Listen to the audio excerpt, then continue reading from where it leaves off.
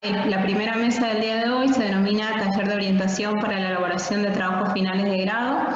Contamos con la presencia de Víctor Toledo. Él es licenciado en Relaciones Internacionales por la Universidad Católica de Salta. Tiene una maestría en Administración de Negocios. Ha cursado el postítulo en Políticas Públicas en la Universidad de Georgetown y en la Universidad Católica de Salta y Certificate en Integración Regional de la Universidad y de la Universidad Católica de Salta.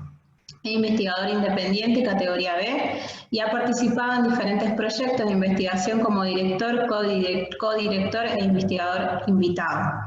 Es docente en la Facultad de Ciencias Jurídicas, Económicas y Administración y Artes y Ciencias de la Universidad de la Católica de Salta, entre otras cuestiones. Bueno, Víctor, te damos la bienvenida. Para nosotros es un placer y un gusto y tenés la palabra. Bueno, ¿qué tal? Muchas gracias por la invitación. El gusto es mío de compartir estas jornadas que han sido muy interesantes y que creo que han sido un esfuerzo muy valorable y que esperemos que se pueda repetir, ¿no? De encontrar espacios de encuentro para todos los que tenemos estas mismas inquietudes, tanto desde el punto de las relaciones internacionales como de las ciencias políticas. Me parece a mí que es muy importante esto de generar encuentros y generar lugares de encuentro, de discusión y de debate, así que muchísimas gracias. Bueno, el tema por el que se me ha convocado es un tema, podríamos decir, crítico, ¿no? Sobre todo en el sentido de que es el último esfuerzo para el tal ansiado título que tiene muchos y a veces suele ser un cuello de botella, a veces no. Bueno, eso depende mucho de cuestiones administrativas, depende mucho de cuestiones personales, o sea, juegan tantos factores que es muy personal, por más que esté institucionalizado.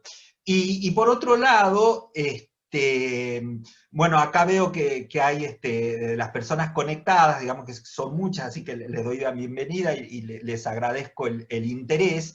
El hecho de que seguramente están transitando distintas etapas o distintos estadios, ¿no? Quizás algunos están pensando su tema de tesis, algunos están elaborando el diseño, quizás otros ya están en fases de corrección de diseño o en aplicación de esos diseños de tesis, entonces es como que es necesario englobar un poco, así que voy a plantear una mirada quizás un poco general para que después podamos hablar desde el punto de vista del intercambio, de las inquietudes que puedan tener en una cuestión en donde nadie tiene la verdad absoluta, como no sucede en las ciencias sociales, en donde hay muchas perspectivas y en donde hay muchas miradas, y a veces uno está sujeto a esas miradas cuando uno presenta una tesis a un tribunal, en donde metodológicamente no se tiene la misma corriente, y a veces hay quienes defienden demasiado, digamos, con demasiado ahínco, su postura y su visión, y por allí se generan cuestiones muy tensas o situaciones de tensión que creo yo que es necesario tratar de solucionar de una manera flexible, teniendo en cuenta un poco, a ver, ¿para qué hacemos tesis? ¿O para qué hacemos un trabajo final? ¿O para qué hacemos una investigación? Así que a mí me gustaría empezar un poco las presentaciones con esta inquietud, o por lo menos con esta charla o con este debate, que seguramente nos van a resultar a nosotros enriquecedoras. Voy a compartir la pantalla y empezamos entonces un poquitito con esta presentación. La gran pregunta, ¿no? ¿Para qué sirve una tesis? ¿No? Esto, por lo general plantean los alumnos cuando están en cuarto año y cuando el proceso se vuelve un poco más complejo, ¿no? ¿Y de qué me va a servir a mí hacer esto? Es como cuando estudian teoría, ¿no? ¿Para qué me va a servir la teoría cuando yo vaya a conseguir el trabajo, ¿no? ¿Para qué me sirve una tesis? Bueno, yo creo que las tesis tienen multiplicidad de funciones o de utilidad que uno tiene que fijar de acuerdo a la disciplina que uno ha elegido. La tesis quiere decir fijar una postura, fijar una posición, tener una idea fundamentada, sostenida sobre un tema en particular. Y yo creo que eso de tener una mirada propia y de tener una perspectiva propia es algo que es muy importante y que por lo general o que no suele ser tan común encontrar en este tipo de trabajos. Sí, la tesis es esa mirada que se tiene en virtud de la cual nosotros decimos sobre este tema en particular, después de haber investigado y después de haber llevado adelante todo un proceso, yo creo que es esto y lo creo de una manera sostenida gracias a estos factores, a estos indicadores, a estos conceptos, a estas nociones. Es decir, uno lo tiene que fundamentar. Entonces, cuando uno puede defender ese punto de vista, es decir, defender esa tesis, uno obtiene por parte de un jurado el aval de la comunidad científica para decirme, esta persona está capacitada, está en condiciones, tiene las competencias para ser un profesional. Y ser un profesional quiere decir profesar determinados conocimientos. Entonces, esa es una función fundamental que tiene la tesis, sobre todo en las ciencias sociales y sobre todo en disciplinas como la ciencia política o como las relaciones internacionales, en donde nosotros tenemos que brindar perspectivas y puntos de vista sobre temas que son temas que se actualizan, que se transforman permanentemente y que se pueden ver desde múltiples miradas. Entonces, eso para mí es algo muy valioso en tanto y en cuando siga con una suerte de rigurosidad científica, es decir, siga una metodología, porque para eso existe. Entonces, nosotros tenemos que llevar adelante esta tesis como mirada o como perspectiva propia desde el punto de vista científico, con una lógica científica, con un bagaje, con un apoyo, que quizás es lo que nos puede llegar a costar o lo que a veces nos resulta un poco incómodo. Toda tesis implica un proceso de investigación, que es más o menos lo que están haciendo, como decíamos, cada uno de ustedes en distintas etapas. Este proceso de investigación se refiere a múltiples acciones, desde tener una idea. Cuando uno está estudiando y algún tema le llama la atención y piensa, este tema capaz que me sirva para la tesis. Bueno, desde ese momento que uno ya empieza ese proceso de investigación, que va a desembocar en el conocimiento científico, que uno lo va a obtener una vez que presenta la investigación final. Pero claro, no es una acción solamente nuestra, es una acción individual, ciertamente, pero también institucional, ¿sí? Que tiene que ver con los reglamentos que hay para presentar esta investigación, que tienen que ver con las regularidades que tenemos que presentar o las correlatividades que tenemos que tener, con los requisitos académicos que pone cada docente de acuerdo a cómo se manejan o las materias de metodología de investigación o los talleres de tesis. O sea, no es algo que solamente depende de nosotros. Entonces, aquí a mí me gusta hacer una distinción que probablemente sea conceptual, pero que es muy importante tener presente. El diseño de la investigación es una parte de ese proceso, puede ser individual o grupal, en donde uno planifica de manera consciente aquello que quiere conocer. Y para eso tiene que tener una coherencia entre el producto que quiero alcanzar, las actividades, los fines esperados.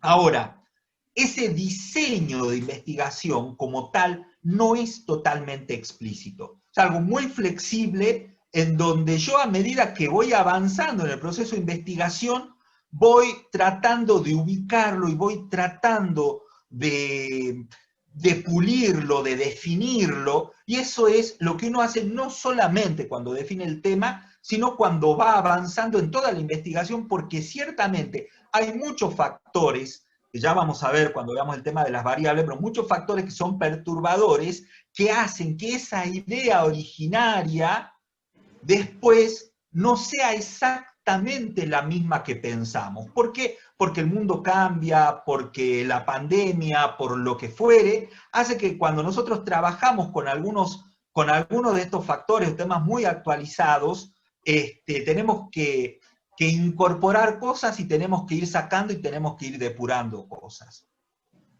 Diferente es el proyecto de investigación.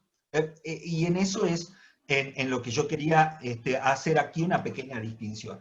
El proyecto de investigación, que es lo que nosotros presentamos a nuestras unidades académicas, carreras, facultades, bueno, depende de cómo se maneja cada una, es un pacto, es una suerte de contrato administrativo que hace el investigador con la institución, en donde dice, bueno, yo planteo esto, y la institución ejerce un control de la gestión, ¿sí? A través del jurado de tesis, a través del comité de tesis, de cuando ve ese proyecto, después ve cómo ese proyecto se vuelca. Eso cuando ustedes se reciban y quizás a algunos les guste la investigación y se presenten a convocatorias, que puede hacer el Banco Mundial, que puede hacer Cancillería, que puede hacer el Ministerio de Desarrollo, etcétera, etcétera, uno plantea un proyecto, ese proyecto va acompañado de un presupuesto y la ejecución presupuestaria, es decir, a medida que nos van a ir dando los fondos, a medida que vayan controlando cómo avanzamos con aquel compromiso que asumimos.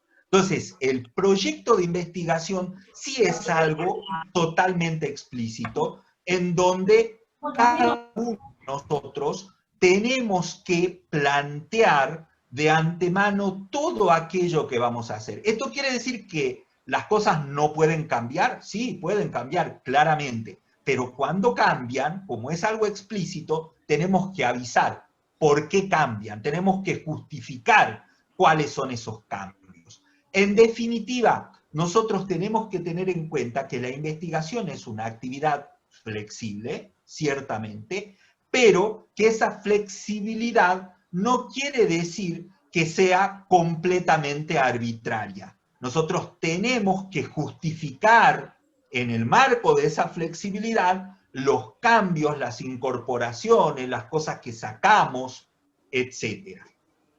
Toda investigación tiene momentos lógicos, ¿no es cierto? Que parten desde el esquema, siguen por la descripción, con un enfoque metodológico. Siempre hay un enfoque metodológico que se tiene que tener en vistas y en miras para su ejecución. Y volvemos acá a esta cuestión, ¿no? Las perspectivas metodológicas son muy diferentes, no hay una única perspectiva metodológica, y entonces allí a veces se generan tensiones cuando el evaluador no tiene la suficiente amplitud para mirar desde otra metodología o desde otra perspectiva metodológica aquellos objetivos que se plantean o aquellos problemas que se quieren dilucidar. Disculpa, Víctor. Quiero decirle a los participantes que tienen el micrófono abierto que se lo pueden silenciar, así se puede escuchar bien tu disertación. Bueno, muchas gracias, Anay. Les decía, en esas etapas de investigación nosotros tenemos que encontrar, o vamos a encontrar, por lo menos desde mi perspectiva, cuatro ejes que son centrales, ¿no?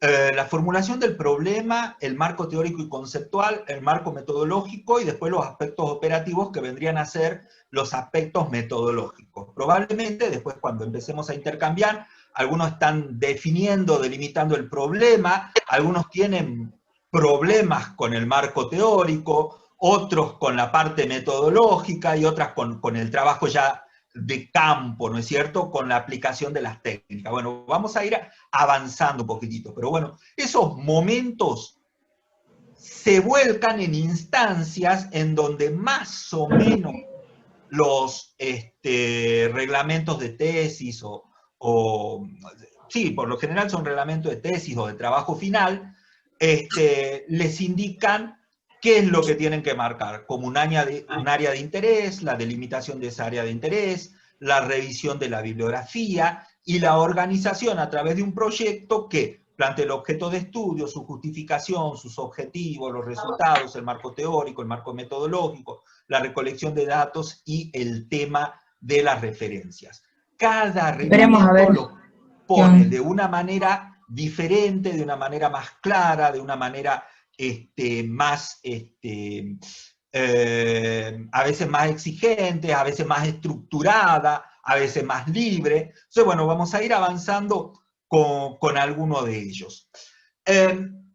Esto nosotros lo tenemos que plantear en una investigación a través de un esquema que a mí me parece muy interesante. Esto lo plantea Kivy en su libro sobre investigación cualitativa, en donde parte en 3 al esquema de investigación, en donde dice, en toda investigación tiene que haber un momento de ruptura.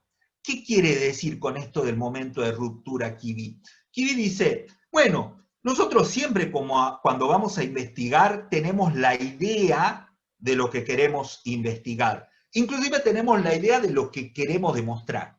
Eso es muy peligroso cuando nosotros forzamos la investigación para demostrar aquella conclusión que nosotros tenemos de antemano sin haber hecho la investigación.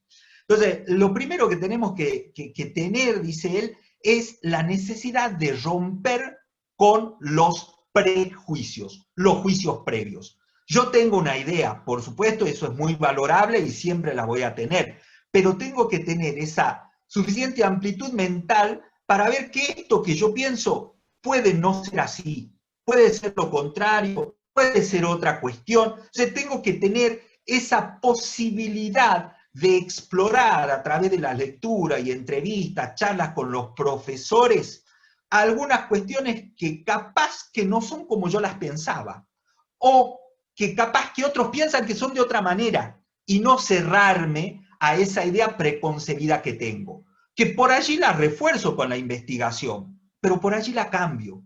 Entonces, importante ver ese momento de ruptura que justamente se plantea de una manera mucho más dramática, por decirlo de alguna forma, cuando nosotros estamos planteando el problema. Después viene la etapa de estructuración o de reestructuración, que es en donde hablamos de la hipótesis o de los supuestos y del marco teórico que sostiene esa hipótesis. ¿Es necesario tener hipótesis? ¿Para qué me sirve la hipótesis? Y allí nuevamente las discusiones y ya vamos a entrar en ese tema. Pero lo que sí les puedo decir, o lo que les quiero decir, que aunque no tengamos hipótesis, aunque digamos, bueno, yo no voy a partir con un supuesto, si es investigación y esa investigación yo le quiero dar un viso de cientificidad, le quiero dar un apoyo metodológico, tengo variables. No hay forma de que no haya variables. Puedo no tener hipótesis, pero variables voy a tener siempre. Serán 1, serán 2, serán 3. O sea, tengo la variable porque una investigación científica es analizar el comportamiento de esas variables, ya sea cualitativamente, ya sea medirlas cuantitativamente, pero ese es lo que hace que sea científicamente o metodológicamente sustentable mi investigación. Y después, que yo identifico esas variables, las veo cómo las voy a analizar, cómo las voy a medir, entonces después viene el trabajo de campo, que es, bueno, hago la investigación, aplico las técnicas, toda técnica es una observación, una manera de observar la realidad, analizo la información y puedo sacar las conclusiones. En este esquema, ¿sí?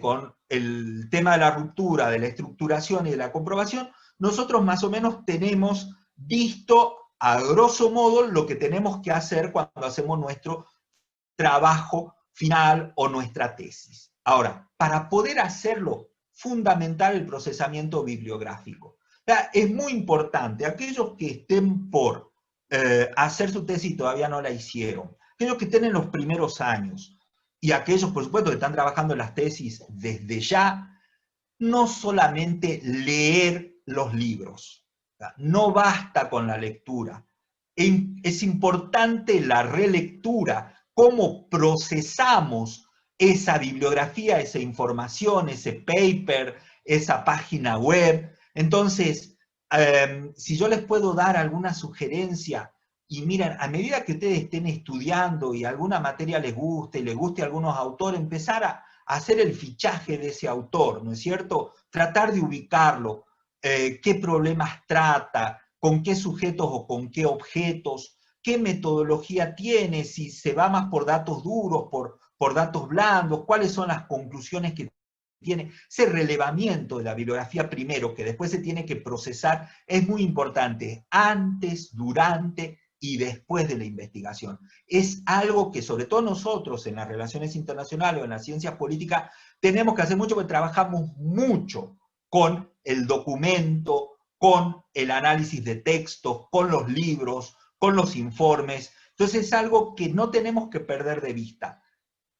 Conclusión, no solo es leer, ¿sí? Es procesar lo que nosotros leemos. Y a partir de ese procesamiento viene el tema de la investigación. ¿Cómo planteo mi tema de investigación? El tema que yo elijo está muy relacionado o está íntimamente relacionado con la motivación.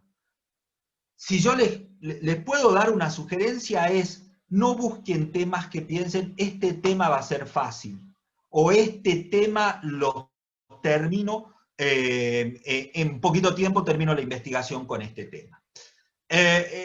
Por ahí yo siempre lo planteo en clases, así que ahora es un riesgo que me estén grabando, pero bueno, es como el matrimonio por conveniencia, ¿no?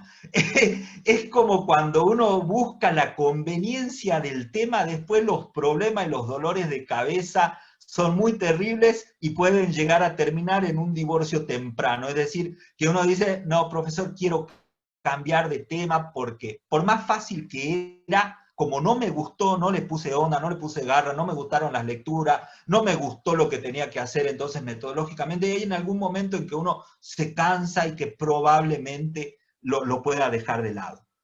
¿Puedo yo elegir algún tema que no me guste y hacerlo? Por supuesto que sí. Yo tuve un compañero que eligió un tema, perdónenme si es que hay acá algún abogado, discúlpenme, pero de derecho internacional privado. O sea, que para nosotros era el cuco en la carrera de Derecho Internacional Privado, una cosa más aburrida no la podíamos encontrar, y bueno, él decía, mira, este tema es así porque esto lo resuelvo y en 6 meses saco la tesis y a mí me gusta, y lo hizo. Ya no es que no lo pueden hacer, pero digo, no es lo común, digamos, ¿no? Y por allí es un camino muy espinado, elegir ese tema de una manera utilitaria, si no hay algo que me guste, alguna cosita, ¿no?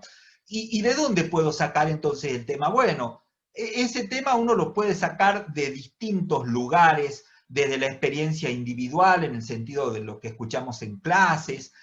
Yo les sugiero mucho que lean las publicaciones científicas. Hoy ustedes tienen una ventaja que quizás algunos, si es que hay algún otro docente acá en el aula, como bueno, Carla es mucho más joven que yo, pero digamos, algunos otros, no sé si está Alejandro todavía, que más o menos compartimos la misma generación, no había el tema del open science, ¿no? O sea, de la ciencia abierta, revistas digitalizadas, en plataformas OJS, en donde ustedes pueden acceder completamente gratuita, de manera gratuita, a contenidos de ciencias políticas, de relaciones internacionales, de sociología, muy amplio y en todos los idiomas. O sea, nosotros cuando queríamos leer algo, teníamos que ir a la biblioteca, no había otra forma. Cuando estábamos haciendo la tesis, en mi caso, bueno, recién apareció Internet con el Explorer y algunas y otra cosa, pero libros digitales, ¿no? Ahora tenemos bibliotecas digitales a nuestras anchas para poder descargar. Entonces, yo les aconsejo eso, que no es, no es de ser subversivo ni mucho menos, pero cuando nosotros estamos en una materia y me gusta el tema, o por ahí no me gusta el tema como lo está dando el profesor, o este libro no me gusta Dougherty, me resulta muy pesado, a ver, quiero ver a Galton desde otro lado y no de lo que me dice Dougherty. ¿Dónde puedo encontrarlo? ¿Sí? ¿Dónde puedo encontrar esto? Y ustedes hoy en Internet pueden encontrar artículos sobre el pensamiento de Galton, el pensamiento, no sé, de cualquier politólogo de la gobernanza, de O'Donnell, o sea, ya no es solo verlo a O'Donnell, sino todo lo que O'Donnell implicó desde la accountability, tanto en las ciencias políticas como en las relaciones internacionales. O sea, hay muchísimas cuestiones en donde, digo, tienen muchas herramientas como no solamente para leer los textos que están marcados en el programa, porque son con los que me evalúan para rendir el examen final, sino pensar hacia dónde yo quiero proyectarme después, cuáles pueden ser mis áreas de interés, ¿no es cierto? El hecho, bueno, ahora esta cuarentena y esta pandemia nos impide el contacto y el viajar para ir a congresos, pero estos congresos virtuales, seminarios virtuales, generan la posibilidad de entrar en conversaciones personales y no tener el miedo de abrir el micrófono para preguntar a un especialista en la materia, que eso seguramente me puede llegar a orientar para la tesis. Por supuesto, observando los hechos, nosotros observando las culturas y cuestiones culturales, no solo la cultura en el sentido de civilizatorio, sino la cultura institucional, nos pueden orientar. La lectura de las obras clásicas, tanto para los que hacen ciencias políticas como para los que hacen relaciones internacionales, qué tan importante es. ¿Por qué nosotros decimos, a ver, Tucídides ha sido el primer autor que aborda las relaciones internacionales? No lo leemos a Tucídides. Por aquí hay algunos alumnitos míos que están allí conectados, que desde el primer año les digo, por lo menos el libro quinto de la Guerra del Peloponeso, ahí está todo de lo que es realismo e idealismo, por ejemplo, ¿no? Y pensemos también, ¿no? El Maquiavelo es maquiavelista. ¿Cuánto hemos leído El Príncipe? Lo hemos leído El Príncipe porque es muy divertido, es cortito. ¿Hemos leído la década de Tito Livio? Para tener el pensamiento de Maquiavelo también desde otra perspectiva. Y son textos tan lindos, además, porque son lindos de leer, que yo digo, de allí pueden salir muchos temas de tesis, ¿no? Por supuesto, las lagunas, la zona oscura del conocimiento. Si yo de este tema no encuentro mucho, ¿sí? Yo no encuentro mucho de la ciencia y la tecnología desde la perspectiva de las relaciones internacionales. ¿Por qué? Bueno, hay alguna zona oscura, hay alguna laguna que quizás sea bueno empezar a explorar, y me voy a dar cuenta de que hay muchas cosas escritas, nada más que quizás yo no las miré porque miré solamente lo que estaba en la currícula de los planes de estudio, que tienen que determinados objetivos, porque para eso están, para eso son planes de estudio, para delinear una carrera, ¿no? Pero eso es muy importante. Y por supuesto, cuando yo voy avanzando y veo, a ver, lo que me plantea este autor desde la teoría, y mire, no se condice con estos hechos, ¿no? De tener esa mirada crítica, que no quiere decir una mirada negativa, la mirada crítica es la mirada razonada, de ver cómo se puede compatibilizar eso que yo estoy estudiando teóricamente con los hechos. Bueno, de allí pueden salir temas de investigación, temas pueden salir muchos. Quizás, probablemente, y esto es algo que es simple opinión y que no lo tengo yo resuelto, cuando nos cuesta tanto un tema, puede ser que todavía la vocación no está del todo definida, es decir, no sé bien para dónde arrancar, ¿no? A veces aceleramos mucho los procesos y quizás pueda surgir de allí. O sea, cuando se les plantea, yo en mis clases de metodología en segundo año, elijan un tema, y por allí los chicos no saben qué tema elegir. ¿Por qué? Porque no vieron toda la carrera, ciertamente, pero muchos porque tampoco saben si es que es la carrera la adecuada, ¿no? Entonces, la forma de tratar de navegar sobre esta cuestión para mí es: lean las investigaciones anteriores, lean las tesis de sus compañeros, lean los trabajos finales, los informes finales. Eso les puede aclarar mucho para dónde va la cosa en cada una de las instituciones y hacia dónde tengo que mirar. Pero bueno, supongamos que yo tengo un tema. Ese tema tiene que cumplir con algunos requisitos. Tiene que ser específico, tiene que ser original y tiene que evitar la direccionalidad. Cuando yo digo esto de ser específicos, digo ser específico de la disciplina que yo estoy estudiando, ¿no? Porque a veces Uno es muy creativo y la creatividad es muy bienvenida ciertamente, pero a veces como que se va de mambo cuando uno plantea el tema. A ver, yo quiero estudiar la desnutrición en África. Perfecto. ¿Por qué vas a estudiar la desnutrición en África si sos estudiante de relaciones internacionales? Y bueno, porque África está en otro continente, qué bonito. Eso podría estudiarlo también un licenciado en nutrición. Es decir, a mí estudiar la desnutrición en África, porque esté en África, eso me hace relaciones internacionales, como que no me sirve de mucho.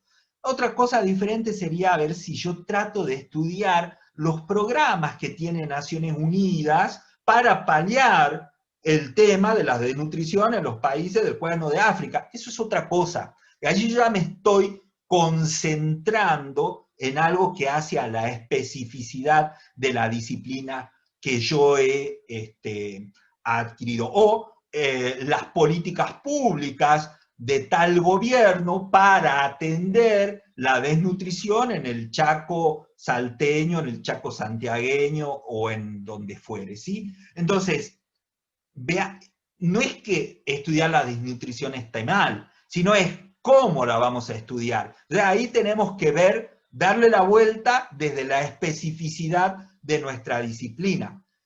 Eso implica que seamos originales, pero no que seamos inéditos. O sea, no vamos a inventar la pólvora. No es que mi tema es un tema que nadie antes nunca lo ha visto, porque siempre hay antecedentes. Pero la originalidad es, bueno, ¿cuál va a ser el tratamiento personal o particular, esa perspectiva que yo les voy a dar? Ciertamente no direccionándolo. O sea, no planteando desde esa misma investigación en cuanto a su tema el fracaso de las Naciones Unidas para atender el problema de la desnutrición en África. Si yo digo el fracaso de las Naciones Unidas, ya estoy condicionando, ya estoy direccionando de antemano que fracasaron. Y hay que ver qué es fracaso. Tengo que ver con qué parámetros, para eso tengo que hacer la investigación, pero de antemano no puedo decir que fracasó. O sea, veré cómo actuó, y haré la investigación y capaz que mi conclusión sea que fracasó, pero no en el tema, sino direccionar el tema para que ese tema apoye esa conclusión que yo quiero sacar. Entonces, ¿cómo lo voy a hacer? Delimitándolo. Aquí empieza esta cuestión. La delimitación del tema de investigación es muy importante y probablemente es uno de los problemas de pelea que tenemos con los profesores de metodología. Pues si yo quiero leer, y perdónenme los chicos de ciencias políticas, pero bueno, como soy licenciado en Relaciones Internacionales, los ejemplos me fluyen más de relaciones internacionales. Si yo quiero ver las relaciones exteriores de la República Argentina, es un tema muy bonito, pero no es un tema, es una idea. ¿Sí? Es una idea que yo tengo que empezar a trabajarla. ¿Cuándo? O sea, desde que existe la República Argentina, ¿con quién? Con todos los países del mundo no terminaría nunca. Entonces yo tengo primero que hacer una delimitación temporal. Puedo decir, las relaciones exteriores de la República Argentina durante la década del 90, lo tengo más cerrado, pero nuevamente, con todos los países del mundo, son 190 países. ¿Con cuántos tenía relaciones exteriores Argentina en la década del 90? Pongámosle 150, sigue siendo mucho. Más los organismos internacionales, o sea, las organizaciones internacionales gubernamentales. O sea, fíjense todo lo que yo sumo. Entonces, tengo que hacer otra delimitación, que es una delimitación geográfica o espacial. ¿Sí? ¿A dónde ubico esto? La investigación social siempre está situada, siempre está situada. O sea, es importante esto. Bueno, las relaciones exteriores de la República Argentina con América Latina durante la década del 90, eso es mucho más manejable. Sigue siendo un poco largo, pero es mucho más manejable. ¿Por qué digo que sigue siendo un poco largo? Y bueno, porque son todos los países de América Latina incluye el Caribe, son las organizaciones gubernamentales latinoamericanas, o sea que es como que mucho. Entonces, por allí yo puedo bajar hacia algo temático y decir, bueno, yo lo voy a concentrar en cómo evolucionaron las relaciones exteriores de la República Argentina con las organizaciones gubernamentales de América Latina durante la década del 90. Entonces estoy acotando mucho más el campo de acción. Entonces tengo que ver ¿Cómo lo acoto? ¿Por qué? Porque si no, la investigación sería interminable. Y si hago una investigación cortita, no voy a abarcar todo lo que implicaría estudiar las relaciones exteriores de la República Argentina y me expongo a que el tribunal me diga, pero usted no vio con este país, pero usted no vio este tema, pero usted con esta cuestión y en este año pasó tal cosa. Entonces yo tengo que tener algo bien delimitado para que la investigación sea o quede bien cerrada y entonces yo pueda defender esa perspectiva. Después, otra cosa es el título, ¿no? El título es cómo yo voy a tratar de vender mi investigación, que no es lo mismo que el tema. El título tiene que ser una referencia condensada al tema central. Acá no me tengo que tratar de hacer el poético, no me tengo que tratar de hacer el periodista, porque no estamos en periodismo, no tengo que vender de alguna manera mi tesis, sino que académicamente yo tengo que decir, con este título, el que lea mi tesis va a encontrar esto. Entonces, tiene que tener una referencia condensada y muy importante de una manera académica y explícita, utilizando palabras técnicas que se utilizan o en las ciencias políticas. O sea, si yo utilizo la palabra gobernabilidad, yo sé a qué me refiero en ciencia política, o si utilizo gobernanza, sé que estoy haciendo una opción determinada conceptualmente al utilizar esos términos. Entonces, una vez que yo tengo definido el tema, el problema siempre se plantea como forma de pregunta. Y allí, la pregunta inicial, lo que se conoce como la pregunta clave, la formulación del problema, es muy importante. Y tiene que ser clara, tiene que ser factible y tiene que ser pertinente. Tiene que tener esos requisitos para hacer una buena pregunta de investigación y ya vamos a llegar por qué. Que sea clara quiere decir que sea precisa y que sea concisa. Dos cosas. Que sea precisa es, por ejemplo, veamos esta pregunta, yo acá lo que quiero hacer es más que nada como un taller, un conversatorio, para que después podamos empezar a intercambiar, ¿no? Si yo pregunto en una tesis o en un trabajo final de investigación, ¿cuál es el efecto de los cambios en China sobre la vida de los habitantes? Fíjense, no es una pregunta precisa, no es una pregunta que esté buena. ¿Por qué? ¿Qué cambios? ¿Cuándo? ¿Qué es la vida de los habitantes? ¿A qué me refiero? O sea, esta pregunta se las puede interpretar de diferentes maneras. Entonces, no es una pregunta que me sirva a mí como pregunta de investigación. Cuando yo planteo la pregunta de investigación, casi todos la tienen que entender de la misma forma. Entonces, consejito, reglita. Cuando ustedes formulen sus preguntas de investigación, yo les sugiero que le pregunten a sus compañeros cómo la entienden. Si todos la entienden de la misma manera, es que estamos en el buen camino. Ahora, si no, ahí hay algún problema. Hay cierta, clave, que no es algo matemático, pero 10 compañeros, 8 la entienden de la misma manera esa pregunta que ustedes plantearon, vamos bien. Si 7 la entienden de la misma manera, estamos bien, pero ojo cuando empiece a desplegarla. Si 6 o menos la entienden de la misma manera, entonces ya estoy teniendo problemas, tengo que empezar a redefinir bien. Reitero, no es una regla matemática, es simplemente como una pastillita que uno les da cuando planteen estas preguntas. Pero que sea clara también quiere decir que sea concisa. Pensemos en esta pregunta. ¿En qué medida el aumento de la pérdida de empleo en el sector de la construcción explica la debacle industrial de los Estados Unidos y generó no únicamente un descontento de la clase media, sino que también afectó el compromiso democrático de los votantes en las elecciones presidenciales del 2016? Me quedé sin aire. Es decir, es una pregunta tan larga que yo empiezo a leerla o empiezo a formularla y ya me pierdo.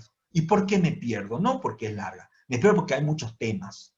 Si cuando una pregunta se empieza a extender es porque va incorporando muchos temas. Chicos, si hacen una tesis, apunten a un tema. O sea, no se dispersen, vayan hacia un punto. Tampoco es una matemática, pero simplemente una pastillita. Si nuestra pregunta inicial está excediendo los 3 renglones, revisemos qué está pasando con esa pregunta inicial. La cuestión es que esa pregunta sea factible. Que sea factible quiere decir que sea realista de poder abordar después. Por ejemplo, fíjense esta pregunta. ¿Los gerentes de empresas de los diferentes países de la Unión Europea tienen la misma idea de la competencia económica que la que tienen los gerentes de empresas en Estados Unidos y en Japón? Esta pregunta no es una pregunta que se pueda responder con mis recursos, porque para poder responderla yo tendría que hacerle entrevistas a los gerentes de las empresas europeas o de los países de la Unión Europea, a los gerentes de las empresas de los Estados Unidos, a los gerentes de la empresa de Japón. Y yo no tengo la plata para hacerlo. No tengo los recursos, no tengo el tiempo. Quizás Gallup Internacional, que es una encuestadora internacional, lo puede hacer. Yo no. Entonces, cuando yo digo que sea realista, o cuando se dice, porque no es algo que lo digo yo, lo estoy tomando de otros autores, por supuesto, cuando se dice que tiene que ser realista, es realista en cuanto al tiempo, a los recursos materiales, al personal, a los conocimientos. ¿Qué conocimientos tenemos para abordar alguna cuestión psicológica? ¿Sé de psicología? Bueno, y como les digo, el tiempo, acá voy a cometer una infidencia porque hay algunos alumnos en la universidad en la cual yo enseño, pero no vamos a decir nombre ni vamos a entrar en muchos detalles, que querían plantear una idea muy linda, digamos, muy creativa, si ustedes quieren, pero era, a ver, yo quiero estudiar, profesor, los cambios que se produjeron en la sociedad china en los últimos 20 años. Perfecto, está muy bonito. Para saber qué cambios se produjeron, en la sociedad china, y pues me tengo que ir a vivir a China. O sea, no hay forma. Entonces, este alumno o alumna, bueno, es medio que enojado, pero entonces, para estudiar de relación internacional siempre tengo que hacer un viaje. No, no necesariamente. Pero si vos querés ver los cambios en la sociedad, y tenés que vivir un tiempo en China para comprender la sociedad y ver cuáles fueron esos cambios. Pero yo lo puedo ver, profesor. ¿Cómo lo vas a ver? Porque hay muchos libros escritos sobre los cambios que se han producido en China o sobre la situación de China en los últimos 20 años. Tenés toda la razón. Entonces tu tema no son los cambios en la sociedad china, sino cómo refleja la literatura, pongámosle occidental, los cambios producidos en China. Pero tu tema, si vos querés ver los cambios en la sociedad, tenés que conocer esa sociedad. Si no, si lo vas a hacer a través de la bibliografía, tu tema es cómo es reflejado en la bibliografía. Fíjense muy bien qué recursos tienen para poder responder a esas preguntas que marcan cómo va a ser la investigación. Finalmente, cuando hablábamos del tema, la pertinencia, ¿no? Que sea pertinente el tema, que sea pertinente la pregunta. Las preguntas no tienen que ser moralistas, y esto no quiere decir que no tienen que tener una perspectiva moral, ¿sí? Supongamos, ¿es socialmente justa la manera en que se reparten los subsidios en nuestro país? Bueno, yo acá no estoy buscando investigar, sino estoy buscando juzgar. Lo que le digo es, de antemano, yo no puedo plantearme, o no estaría bueno que yo me plantee si es socialmente justa o no esa manera, sino cómo es esa manera. Entonces yo después, en la conclusión, podré decir que es socialmente justa o que no es socialmente justa. Entonces, que no se malinterprete lo que digo. O sea, no es que no tengo que tener una perspectiva moral, no es que no tengo que plantear cuestiones éticas, porque las tengo que plantear y está muy bien si las hago, pero no de antemano. Es decir, tengo que tratar de tomar cierta distancia y después mi conclusión, sí, involucrarme, pero no en la pregunta, porque si no me va a estar direccionando toda la investigación. La pertinencia también implica, en nuestro caso, que no somos estudiantes o que no estamos estudiando filosofía, hacer preguntas filosóficas. ¿Cuáles son las finalidades de la vida en sociedad? No lo puedo demostrar con técnicas y con métodos empíricos o fácticos. Lo puedo demostrar argumentativamente, pero nuestra tarea como cientistas sociales, sea de las ciencias políticas o de las relaciones internacionales, no es solo argumentar, sino encontrar evidencia empírica. Y la pertinencia también implica esto, entonces, que no direccionemos la pregunta. Es decir, las buenas relaciones diplomáticas incentivan la cooperación entre países, ya sabemos la respuesta, ya sabemos que sí.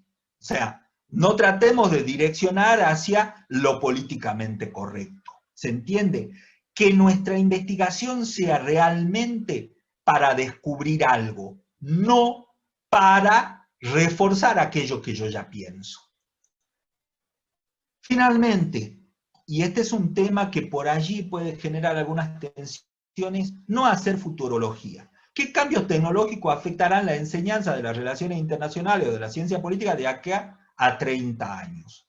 No sabemos. O sea, no sabemos, hace 5 años que no sabíamos que íbamos a poder utilizar este teléfono celular para poder asistir a clases de una manera permanente. Lo utilizábamos como apoyo para googlear o lo utilizábamos de apoyo, pero ahora desde un teléfono celular yo puedo acceder a un Meet, puedo responder una encuesta que me puede hacer el profesor en vivo y en directo. El profesor a través de una app puede pasarle las presentaciones, los PowerPoint, para que ustedes las descarguen y puedan seguir la clase de una manera mucho más fluida. O sea, tantas cosas que hace 5 años no sabía, imagínense dentro de 30 años, sería muy azaroso. Entonces, sugerencia sobre todo cuando sea la primera investigación, sean investigadores nobles, concentrarnos en investigar cosas actuales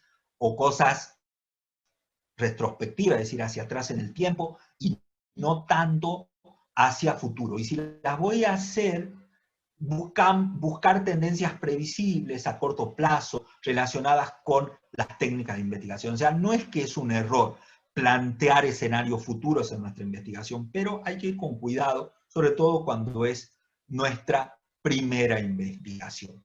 Y este es un tema muy importante que me estaba olvidando. La relevancia de las preguntas. No plantear en nuestras investigaciones o en nuestras tesis preguntas que ya están respondidas.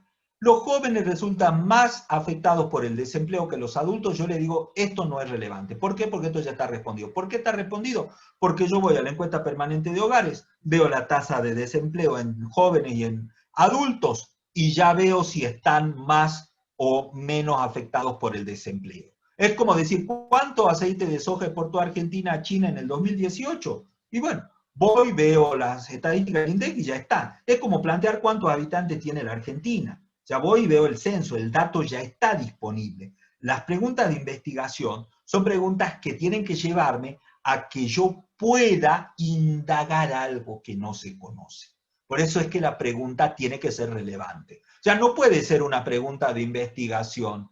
¿Qué es el realismo? Ya está escrito, ya está en los manuales. ¿Qué son las ciencias políticas? Ya está. O sea, son cosas que yo tengo que descubrir. Para eso se hace la investigación. Recomendaciones, que no quiere decir que sean reglas inflexibles y rígidas. Cuando hagan una pregunta de investigación, traten de no preguntar para responder por sí o por no. ¿La ciencia y la tecnología inciden en la gobernanza? La respuesta será sí, será no.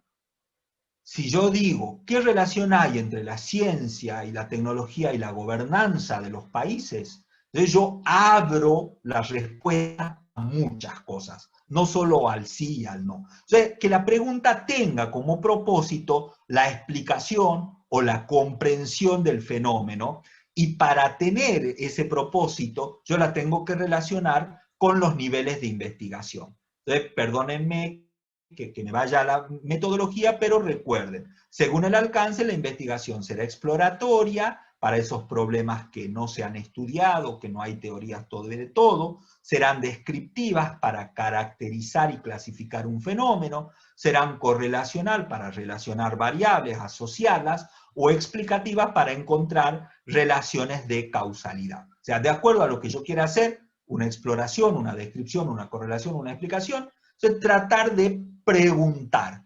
Ojo con la exploración. Exploración no es algo que yo desconozco, es algo que la comunidad científica desconoce. Muy común que pongan, mi trabajo va a ser exploratorio. Y varios ya lo abordaron ese trabajo. No es exploratorio porque yo no lo conozca, es exploratorio porque no lo conoce la comunidad científica. Entonces, ¿qué vamos a hacer? ¿No? Pareciera ser que esto es como que muy complejo, pero no es tan complejo. Parece ser más bien rebuscado.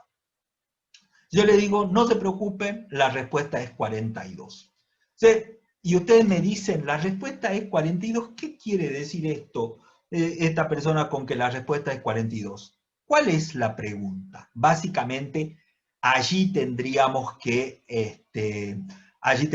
avanzar. ¿Cuál sería la pregunta si la respuesta es 42? Yo les pido que mentalmente ustedes imagínense cuál es la pregunta que yo he tratado de plantear. Bueno, esto parte de una fábula en donde en una sociedad imaginaria, los habitantes de esa sociedad inventaron una máquina que daba todas las respuestas. Entonces, las personas tenían una duda, pum, iban, ponían un papelito con la pregunta a la máquina y la máquina le daba la respuesta. ¿Qué es lo que sucedió? Sucedió que fue una persona y que le pone en ese papelito una pregunta que decía, ¿cuál es el sentido de la vida, de la muerte y de todo lo demás? Entonces la máquina empezó a trabajar y no daba la respuesta. Y empezó a trabajar y trabajaba y trabajaba y trabajaba y trabajó. Trabajó durante 200 años. Después de tabular todo lo que pudo tabular durante esos 200 años, le dice, la respuesta es 42. ¿Le respondió a esta persona? O sea, ¿le dio una respuesta que le sirva, una respuesta útil? Ciertamente que no. ¿Qué es lo que quiero decir con esto? Chicos, colegas, no sé quiénes están allí, o futuros colegas, que en la investigación la pregunta es a veces más importante que la respuesta. Es decir, una buena pregunta me va a garantizar a mí una buena investigación. Entonces, tratemos de tener buenas preguntas, de hacer el foco en esas buenas preguntas y no pensar tanto en las respuestas o en la conclusión que yo quiero sacar. Sugerencia: cuando uno va a plantear una pregunta inicial, relacionarla con el nivel de investigación, preguntar qué, preguntar cómo, preguntar qué relación, preguntar por qué, van a ser claves. Por supuesto que uno la puede reemplazar, cómo es lo mismo que decir qué característica. Es simplemente una suerte de indicativo para ver, a ver si estoy perdido, bueno, ¿cómo encauzo esta investigación? Bueno, la tengo que encauzar de acuerdo al nivel que yo quiero tener. Y porque ese nivel, después metodológicamente, me va a indicar muchas cosas o muchas cuestiones. De esas preguntas van a derivar los objetivos de la investigación. Que los objetivos de la investigación siempre son pasar las preguntas a verbo. Se plantean en infinitivo. Y esos objetivos de investigación, si yo pregunto cómo fueron las relaciones diplomáticas entre Argentina y China durante el gobierno de Perón, el objetivo de investigación va a ser describir o analizar las relaciones diplomáticas entre la Argentina y China durante el gobierno de Juan Domingo Perón. Es decir, es algo bastante simple, es pasarlas a verbo. Por eso, algunos epistemólogos, sobre todo que trabajan mucho el terreno de la investigación cualitativa, me dicen, miren, en la investigación cualitativa no hay objetivos. En la investigación cualitativa solo hay preguntas. Y cada vez estoy más convencido de eso. Pero bueno, los reglamentos de investigación o de tesis o de trabajo final nos piden que tengamos objetivos. Entonces, cuando tengamos esos objetivos, veamos generales y específicos de acuerdo a los verbos que vamos a utilizar. Acá esto como queda grabado, ustedes lo pueden ver, esto es simplemente como tener una ayuda a memoria para ver qué objetivos plantear. Apreciar, averiguar, analizar, considerar, investigar, observar, reconocer, o aplicar, calcular, definir, elaborar, ejemplificar. Fíjense que explorar, describir, relacionar y explicar son objetivos que entran tanto dentro de lo general como dentro de lo específico, pero son verbos que me marcan el nivel de investigación. Otro tema muy importante, el marco teórico. El marco teórico está compuesto por teorías, un marco conceptual y un marco referencial. ¿Por qué digo que es un tema muy importante?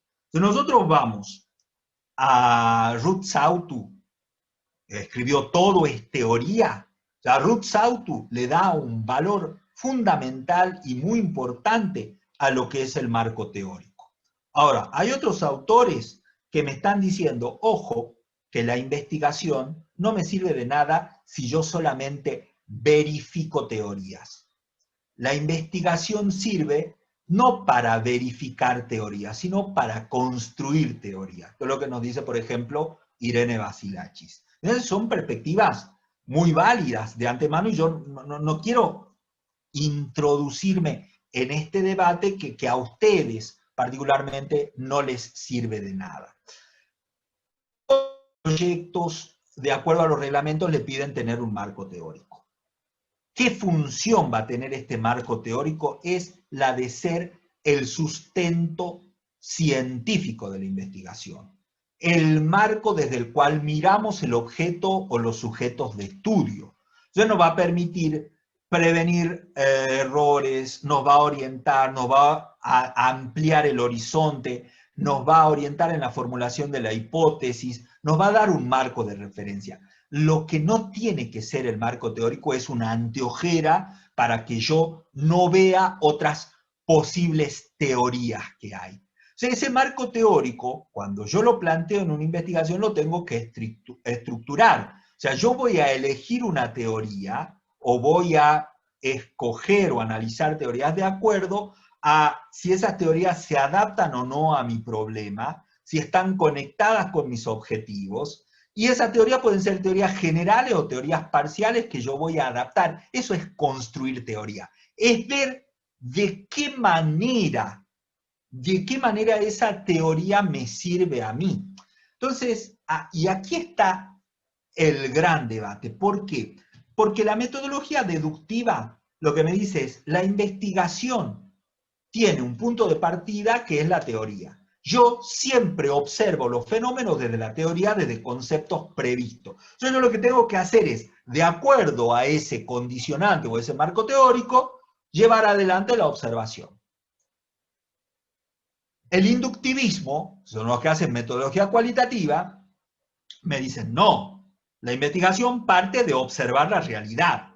Yo observo la realidad y entonces comparo realidades. Y a partir de allí yo puedo ver cuál es la teoría que se va adecuando más o menos a mi perspectiva de análisis. O sea, es otra cosa, ¿sí? Entonces son otros caminos. Hay que ver cuál de eso uno lo elige. Lo que sucede es que, y en esto también quiero ser muy claro, digamos por honestidad, que los reglamentos de tesis o de trabajo final, como es más esquemático y es mucho más fácil y más claro de evaluar, tienen una lógica deductiva. Entonces me conducen a mí a plantear mi investigación desde esa lógica deductiva. Pero bueno, más allá de esta discusión, lo importante es que cuando yo veo esa teoría, yo puedo sacarme el bingo y ver que una teoría se aplique completamente a ese tema que yo elegí. Pero puede suceder que haya varias teorías que se refieran a ese problema. Hay una coexistencia paradigmática, que eso sucede mucho en las ciencias sociales. O que haya fragmentos o partes de teorías. O que existan descubrimientos relevantes pero parciales que todavía no se ajustan a teorías. Entonces puedo encontrarme con un abanico de posibilidades muy grande. O sea, como yo le digo a los chicos de comercio internacional, donde yo también doy clases de metodologías, no van a encontrar una teoría de exportación de pimiento para pimentón si ese es el tema que ustedes han elegido. van a encontrar teorías sobre el comercio, libre comercio o no, teorías sobre exportación, pero no es que van a encontrar necesariamente una teoría para cada uno de los temas que uno plantea. Entonces uno tiene que adaptar esa teoría. Y entonces, cuando uno ve, esto está en el libro justamente, Todo es teoría de Sautu, que cuando uno va a analizar esas teorías, uno puede partir desde los supuestos paradigmáticos más amplios, como podrían ser el realismo y el idealismo, por ejemplo, o teorías generales, o vamos a teorías sustantivas o parciales, o a proposiciones teóricas, o ver solamente regularidades empíricas. De acuerdo a mi tema, yo puedo jugar con ir desde lo más abstracto, mayor nivel de abstracción, hasta algo típicamente empírico o menor nivel de abstracción. Eso va a depender de mi tema, de las preguntas que yo me planteé y eventualmente de los objetivos que yo tengo en esa investigación. Entonces, es muy importante tener en cuenta esto cuando yo planteo el tema de las teorías. Entonces, fíjense, paradigma estatalista, por ejemplo, dentro del paradigma estatalista puedo elegir la teoría realista, y dentro de la teoría realista, el neorrealismo de Waltz, y capaz que no todo el neorrealismo, pero sino aquella proposición de Waltz en donde dice que hay una estructura internacional cuyos rasgos modelan la forma en la cual sus componentes, especialmente los estados, se vinculan entre sí. ¿Qué me marca esa estructura? Que cuanto más jerárquico sea el sistema, mayor va a ser la diferenciación de las funciones que están dentro de ese sistema. Entonces yo puedo tomar esas proposiciones o ir directamente al paradigma estatalista o al paradigma transnacionalista. Es decir, ir a ver desde una generalidad muy amplia, porque, y en definitiva, y aquí hablo solo para los chicos de relaciones internacionales, y perdónenme los de ciencias políticas, pero en definitiva, en relaciones internacionales, y siempre terminamos hablando o del conflicto o de la cooperación. Siempre vamos a hablar de eso. O sea, las teorías clásicas no están pasadas de modas. Lo que podemos ver es qué enfoques modernos hay, ¿bien? Pero el conflicto y la cooperación van a estar siempre presentes. A veces buscamos la quinta pata al gato. Y a veces, digo, nos quedamos en el pasado. Por esto también, ¿qué autores elijo para dar una perspectiva, un marco a mi investigación? Puedo elegir la teoría de la dependencia, si yo quiero abordar algún tema, sea desde las ciencias políticas o desde las relaciones internacionales. Ahora, la cuestión es, ¿voy a elegir los postulados de la teoría de la dependencia de la década del 60, elaborados para un contexto como era la década del 60, o voy a elegir autores neoestructuralistas que adaptaron esos contenidos a las características que tiene la sociedad internacional hoy, el funcionamiento del gobierno, el funcionamiento del Estado hoy? Ciertamente tengo que seguir esta vía. Es decir, voy a aplicar las ventajas competitivas de David Ricardo, y hoy ya no me sirve. O sea, yo tengo que ver cómo estos esquemas de libre comercio están adaptados por autores que se refieren a los contextos actuales. ¿Se entiende? Es decir, tengo que situar y tengo que ver cómo contextualizo esas teorías con aquellas cuestiones que yo estoy analizando hoy, con la realidad de hoy. Y esto es algo muy importante que yo quiero remarcar. Y finalmente, y con esto concluyo, y no los quiero no los quiero marear mucho, el tema de las hipótesis. Las hipótesis van a ser explicaciones tentativas y respuestas provisorias. No es algo que yo tengo que demostrar sí o sí, por favor. Si tienen hipótesis en su investigación, la investigación puede estar muy bien hecha si yo llego a la conclusión de que esa hipótesis, que era esa idea formulada de antemano, no se cumplió. Esa idea fue refutada. Las hipótesis no son verdaderas o falsas, son corroborables o no corroborables de acuerdo a la información o de acuerdo a los datos que yo tengo. Tengan en cuenta eso.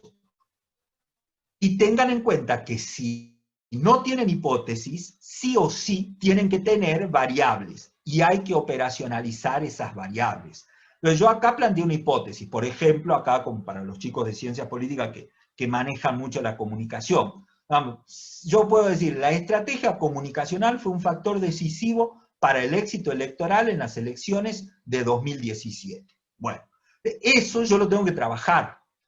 Lo tengo que trabajar, a mí me gusta trabajarlo a través de un cuadro, pueden no plantearlo como cuadro, pero aquí me parece que es muy claro, en donde yo tengo que identificar la unidad de análisis. ¿Quiénes hacen estas estrategias comunicacionales en las elecciones? Los partidos políticos. Esa va a ser mi unidad de análisis. Y yo tengo que ver cuáles son las variables, cuáles son las características que varían en esa hipótesis. Bueno, la estrategia comunicacional y el éxito electoral. Entonces yo allí tengo que definir, de acuerdo a esta hipótesis, mi variable independiente en la estrategia comunicacional, es decir, la estrategia comunicacional determina el éxito electoral, que va a ser la variable dependiente.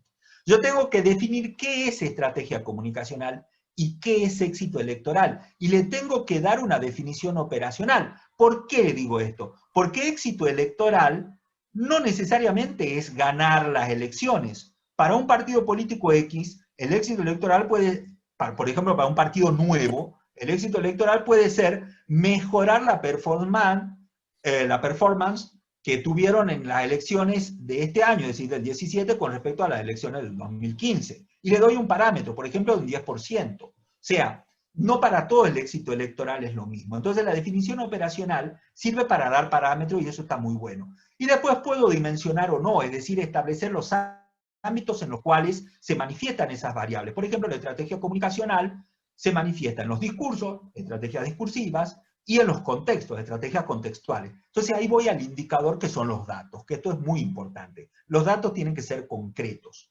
En el discurso, ¿cuáles fueron los ejes temáticos, el eslogan de campaña, los símbolos o iconos utilizados? En el contexto, los canales de mediatización, la menor o mayor adaptación a la agenda política, si fueron en actos públicos, si fueron a través de videoconferencias, etc. Y el éxito electoral se mide por la cantidad de votos, por el porcentaje de votos del total electoral, por la cantidad de cargos que acceden, porque por ahí tengo un porcentaje menor, pero accedo al mismo cargo por el sistema de representatividad, la relación que hay entre presupuesto y votos obtenidos, etc. Bueno, todo eso va a depender de cada uno de los países. Entonces, esto sale del marco teórico, ¿sí? De las variables que trabajan los autores que yo elegí, los indicadores que trabajaron. Hay otra manera de plantear esto, pero no es la única manera, ¿sí? Ciertamente, esto es una propuesta que yo le estoy diciendo, en el sentido de decir, tiene que ser muy específico con los datos, o sea, un indicador no es algo muy abstracto, bueno o malo, eso es un valor. El indicador es un dato concreto, que puede ser cuantitativo, que puede ser cualitativo. Ese dato me sirve, para medir o analizar esa variable. Y si esa variable fue dimensionada, la dimensión de esa variable. Fíjense que cada dimensión tiene tus propios indicadores y que los indicadores no se repiten. ¿Por qué? Porque las variables, y acá me meto en metodología, tienen que reunir tres condiciones: exclusividad, exhaustividad y precisión. Entonces lo que yo mido en una variable no lo puedo medir en la otra. Entonces ténganlo en cuenta. Finalmente, no siempre van a tener variables dependientes e independientes. Van a tener variables dependientes e independientes solamente cuando su investigación sea explicativa, es decir, solamente cuando busquen relaciones causales. Si no buscan relaciones causales, serán variables peladas, variables a secas, ¿sí? Bueno, en definitiva, chicos, como para resumir, la investigación que ustedes hagan o que estén haciendo tiene que ser ordenada, pero tiene que ser flexible. Las cosas pueden cambiar, siempre tengo que avisar de los cambios. Tiene que haber una coherencia entre el tema que yo planteo, la pregunta, los objetivos, el diseño, la hipótesis, las técnicas para recolectar los datos. ¿Con qué técnicas voy a recolectar los ejes temáticos de campaña? Tengo que hacer análisis de discurso. ¿Con qué herramientas voy a ver la cantidad de votos, el porcentaje de votos? Y ahí tengo que ir a datos estadísticos. Es decir, fíjense ustedes que tiene que haber esa coherencia. Toda investigación tiene que tener algún referente teórico, no pueden hacerlas, pero eso no significa que sea una antiojera y que no miren el otro panorama. Y es necesario entonces, para esto, buscar buenos antecedentes actualizados sobre investigaciones previas. A modo de reflexión de todo lo que dije, voy con otro cuentito. Verán que a mí me gusta mucho el tema de las fábulas. Este cuento es el cuento de la princesa que no reía. Seguramente ustedes lo habrán visto o lo habrán escuchado, ¿no? Bueno, cuento medieval, por lo tanto, algo machista. La idea es: el rey tiene una única hija, la única hija no se ríe, el rey estaba muy angustiado porque no se reía, pues no tenía emociones, entonces decide darla en mano a al primero que la pueda hacer reír. Entonces, todos los pretendientes, príncipes, etcétera, van de todo el mundo, magos, le mostraban, no sé, joyas preciosas, le mostraban los objetos más insólitos, los astrónomos y demás, y la princesa muda, sin la posibilidad de inmutarse frente a lo que le mostraban, hasta que llega el último, siempre que llega el último, que siempre es pobre, ¿cierto? Que no es un príncipe, no es un mago ni nada, que va con una mochila así muy humilde y saca de su mochila una cosa, y esa cosa pasan a ser unos anteojos. Se lo da a la princesa se pone los anteojos y la princesa se rió al ver todo a su alrededor. ¿Qué pasaba? La princesa era miope. Entonces no podía ver bien todo lo que los otros le mostraban. Entonces, esa perspectiva, esta fábula, la cuenta mucho mejor y mucho más detallada Adrián Paenza en el libro Matemática, estás ahí. Esta fábula lo que nos dice es qué tan importante es la perspectiva con la cual miramos las cosas, la perspectiva con la cual preguntamos las cosas. Y eso va a ser importante en tanto y en cuanto nosotros estemos muy atentos cuando observemos esa realidad política, de esa realidad de política internacional, de política nacional, de relaciones internacionales, de actores sociales. Es decir, cuanto más atentos estemos y tengamos esa perspectiva que nos permita, reitero, hacer una buena pregunta y a partir de esa buena pregunta tratar nosotros, ¿sí?, de buscar respuestas con nuestras investigaciones o con nuestros comentarios, ¿sí? Así que bueno, esto más o menos lo que yo les quería demostrar. Como estaba viendo en pantalla completa, no veía lo que estaba en el chat, así que bueno, como está de moderadora Anaí, le voy a pasar a ella la posibilidad de que lo pueda hacer. Espérenme un segundito a ver que me pueda orientar. Sí, bueno, ahí está. ¿pudiste? Perfecto. Dale. Sí, ahí se te escucha. Bien, bueno, muy buena la explicación y creo que a los chicos les sirvió un montón. Hay unas cuantas preguntas en el chat. Sharon Ortega pregunta si es indispensable realizar una tesis para postular a un posgrado o un doctorado. Sí, los posgrados requieren sí o sí tesis, ¿sí? Que a veces, lo gracioso es que a veces son menos exigentes que la tesis de grado, ¿no? Eso hay que revisar un poco. En el doctorado en particular, inclusive cuando ustedes se anotan, o cuando sea, depende cómo está estructurado el doctorado, inclusive les piden el plan de tesis al inscribirse en el doctorado, o el ciclo, o el tercer ciclo, bueno, depende del doctorado, ya le piden ese plan de tesis. Porque la función del doctorado es hacer una investigación muy sostenida, en donde allí sí ya el tema es inédito, ahí ya no es solo original, sino es inédito, y prácticamente el grueso de la concentración horaria está en la investigación, si está en la tesis doctoral. Bien, bueno, la siguiente pregunta de Paula Villaluenga: si en el proceso de investigación me doy cuenta que mi hipótesis es errónea, ¿debería empezar de cero o puedo optar por mostrar cuáles fueron los errores y cuál es la realidad? Acá también, bueno, los chicos que hicieron las preguntas, si quieren si se sienten que pueden acotar algo más, pueden habilitar los micrófonos también.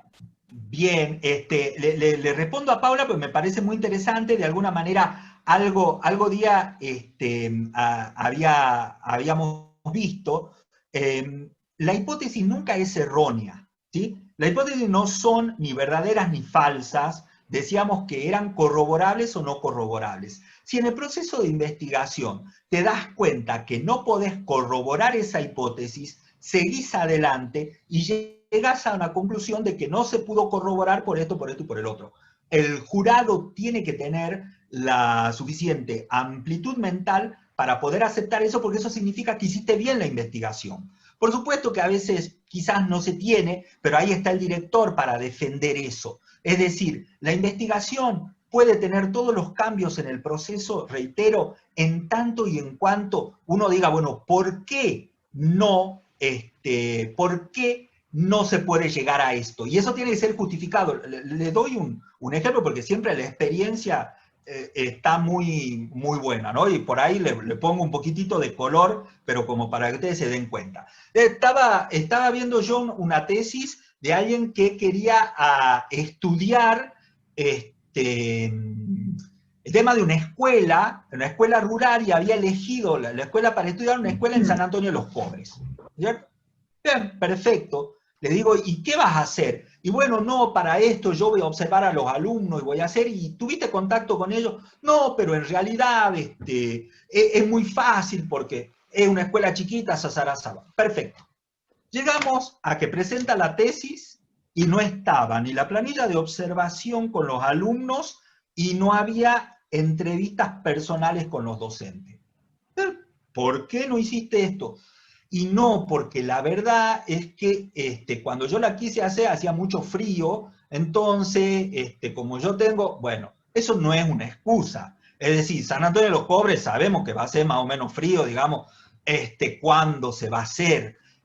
La excusa tiene que ser algo consistente. Ustedes en su proyecto dicen, yo voy a hacer una entrevista al embajador en China, tal por cual, me puse en contacto y dijo que me va a dar la entrevista. El pobre falleció, bueno, lo matamos, discúlpenme. Bueno, obviamente que no le va a poder dar la entrevista. ¿Sí? Eso es algo que uno puede excusar. O sea, las cosas que hacen que yo excuse tienen que ser realmente sostenidas, como puede ser esto del COVID y de la cuarentena. ¿Cierto? Esto hace que uno tenga que cambiar las cosas. Yo en mi tesis tuve que cambiarlas porque yo planteé la tesis de conflictos religiosos y la estaba presentando más o menos en octubre, noviembre, pensaba terminarla del 2001, 11 de septiembre. Imagínense toda la catarata de bibliografía que apareció. O sea, tuve que volverme a sentar, a analizar otros textos e incorporar un capítulo que no tenía previsto, que era el 11 de septiembre, porque era inconcebible presentar una tesis sobre conflicto religioso sin contemplar con profundidad el 11 de septiembre. Entonces, la flexibilidad siempre tiene que estar presente. Aquí veo algo que me preguntaba Eloy Ducart, que lo conozco. Sí. ¿Quieres que te la lea? Bueno, Eloy pregunta qué recomendación haces para cuando tenemos una formulación de problema que incluye dos temas y necesitamos establecer una jerarquía entre ellos. Además, si esos dos temas se retroalimentan entre sí y quizás para desarrollar la tesis necesitas incluirlo de alguna manera. Claro, bueno, para Eloy, lo que recomiendo por lo general siempre es estudiar un solo tema, pero obviamente si a vos te gusta tener esos dos temas y tratar de relacionar esos dos temas, tratar de hacer o un trabajo comparativo, ¿sí? Eventualmente. Ahora en esto que estamos, perdón porque por ahí me cuelgo, en esto que estamos en la educación continua y probablemente después hagas tu maestría y probablemente sigas hacia un doctorado, quizás uno de esos lo puedas trabajar más después específicamente allí. Pero si te gusta hacerlo en tu tesis de grado, podés plantear en ese caso como una pregunta inicial y otra pregunta de investigación que esté referido al segundo tema, y después cuando plantees hipótesis o supuestos, pongas hipótesis principal y pongas hipótesis secundaria o supuesto principal y supuesto secundario como para abordarlos, pero siempre eso te va a llevar a que tengas más objetivos, a que tengas más preguntas, y eso se hace eterno. En una tesis de grado, por lo general, planteemos 4 objetivos, 4 preguntas, no es matemático, pero digo, como para llevar y hacer un trabajo que sea conducente con el grado. Y cuando una tesis está bien hechita, digamos, por lo menos como a mí me gustan, que puede ser que no, pero digamos, cuando cierra, es que cada objetivo, que cada pregunta se va desarrollando en cada capítulo. Es como que eso es un trabajo redondo. Y entonces el objetivo general y la pregunta inicial está respondida a lo largo de toda la investigación. Por supuesto que no necesariamente tiene que ser así, pero puede abordarse de esa manera.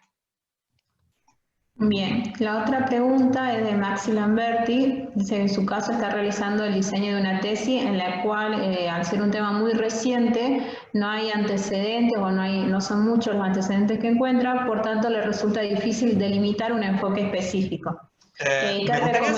Sí, perdón. ¿Qué recomendación podría dar para seguir con un enfoque que le permite investigar a pesar de no tener una base académica anterior? No sé si Maxi quiere agregar algo. Sí, Maxi,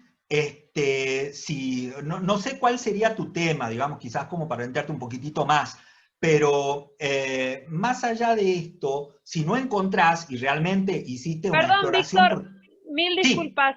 Le quiero decir a Maxi, abrí tu micrófono, Maxi, y decirle, él es de nuestra universidad. Contale un poquito, tenemos tiempo, Maxi. Bueno, hola, Víctor, ¿cómo estás? Hola, ¿qué tal? A ver, la cámara también quieren. Bueno, yo estoy haciendo un diseño de un proyecto de tesis que estoy con Carla como mi directora, y estamos trabajando con el tema de la guerra comercial de China y Estados Unidos. El tema, al ser tan reciente, 2017 hasta ahora, no hay, o sea, he encontrado antecedentes, pero no hay demasiados. Entonces mi pregunta era cómo podría yo trabajar en base a ese tema, porque generalmente a mí me han dicho que las investigaciones vos tenés que ir buscando tu originalidad en base a lo que ya se hizo. Y por ahí, al no haber nada o no haber tantas cosas hechas, me resulta a mí difícil pensar cómo voy a acotar mi tema para que sea original, pero al mismo tiempo que sea conciso, ¿se entiende? Porque al haber tanta amplitud... Sí, cuando el tema se está desarrollando es muy dinámico. Allí hay un apartado que aparece en el marco teórico que se llama marco referencial. Cuando vos tenés un tema realmente exploratorio, sobre el cual no hay muchas cuestiones desarrolladas, pero en este caso tendría que sí, pero ya vamos por qué. En ese marco referencial, uno puede incorporar artículos periodísticos que no son necesariamente académicos, explicando la razón de su incorporación. Ahora, lo que te quiero decir con respecto a este tema, no sé si vos abordaste o leíste el libro de Kissinger sobre China. Kissinger escribió sobre China hace muy poco, 7 años aproximadamente, 8, no recuerdo muy bien, se llama China el libro, en donde él plantea justamente que la relación que se está viviendo entre Estados Unidos y China es una relación similar, y él encuentra esas similitudes y ahí hace un análisis del aspecto comercial, por eso te digo, en donde podés ver la bibliografía que utilizó inclusive, con el conflicto entre Alemania y el Reino Unido previo a la Primera Guerra Mundial. Es decir, cuando algunos dicen que se está iniciando con una suerte de nueva guerra fría con respecto a China y a los Estados Unidos, Kissinger dice, yo no lo veo tanto como una guerra fría, lo veo como algo un poco más complejo, y me parece que tiene visos muy parecidos a lo que fue el escenario previo a la Primera Guerra Mundial. Ahí vas a poder encontrar, pero suponiendo que no sea esto, y para el que no tenga este tema, podría abrir esa cajita que se llama marco referencial e incluir cuestiones periodísticas con cierto criterio de unificación. Quizás, y esto lo podría ver alguien, por ejemplo, ¿viste? Ya pienso en alguien que esté en los medios, cómo reflejan, por ejemplo, ¿no?, los medios norteamericanos a este problema comparado con cómo lo reflejan los medios de China, viendo los portales chinos que están en inglés. Por ejemplo, podría ser algo también delimitado, muy interesante de ver. Pero bueno, no sé si te puede aclarar algo, Maxi. No, sí, totalmente, porque justamente esa era mi duda, porque en realidad mi idea es hacer la guerra comercial de China y Estados Unidos y la posición de Argentina en el conflicto, cómo se posiciona Argentina. Entonces, en base a eso específicamente, bueno, ahí sí ya es mucho más delimitada la bibliografía o lo que puedo llegar a encontrar de la posición de Argentina en el conflicto. Claro, pero y bueno, hablando, claro, de artículos periodísticos y algunos artículos académicos encontrados, pero por ahí eso de los artículos periodísticos no me termina de quedar claro si se puede o no se puede, porque por ahí queda medio poco académico. claro, y sí se puede con ese criterio y dentro de un marco teórico que te hable de los conflictos de las guerras comerciales.